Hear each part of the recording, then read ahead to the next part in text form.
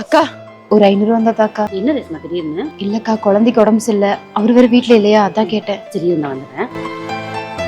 ரேஸ்மா இதுல 1000 ரூபா இருக்கு. அக்கா 500 போதும். பிள்ளைய தூக்கிட்டு ஆஸ்பத்திரிக்கு போறேன். முன்ன பின்ன ஆனா என்ன செய்யுது, நீ போயிட்டு வா. சரி. ஏமா அழுதுட்டு இருக்க? ரேஸ்மா குழந்தைக்கு எப்படி இருக்கு? பரவாயில்லக்கா. பரவாயில்லையா? பார்த்து சுதனமா வச்சுக்க வேணாமாடா? ஏண்டி பிள்ளை எதுக்குடி அவகிட்ட குடுக்குற? அவள் இத்தனை வயசா பிள்ளை இல்லாம இருக்கா, அவகிட்ட நீ பிள்ளைய குடுக்கலாமா? ஏன் பாட்டி ஹாஸ்பிடல் போக நீயா காசு கொடுத்த? அவங்க தானே காசு கொடுத்தாங்க. காசு கொடுத்தாப்புல மலட்டுச்சிரிக்கிட்ட நீ பிள்ளைய குடுக்கலாமா? பாடி உள்ள. கடவுள் எனக்கு ஒரு குழந்தைய கொடுத்திருந்தா இவங்ககிட்டலாம் நம்ம பேச்சு கேட்டிருக்க தேவையில்லைல்ல. எல்லா பாவம் பண்றவங்களுக்கு எல்லாமே கிடைச்சிட்டு இருக்கு. ஆனா எந்த கெடுதலும் நினைக்காத நமக்கு ஏன் கடவுள் இப்படி சோதனை கொடுக்குறான்னு தெரியல. நமக்கும் கிடைக்கும், ஆனா அது கொஞ்சம் காலம் ஆகும். இங்க பார், உனக்கு குழந்தை இல்லைன்னு நான் ஏதாவது சொன்னா மட்டும் தான் நீ கஷ்டப்படணும். அடுத்து 1000 பேசுறான்னு நினைச்சிட்டு நீ அதை நினைச்சு கஷ்டப்பட்டு இருக்காத. விடுமா, பாத்துக்கலாம்.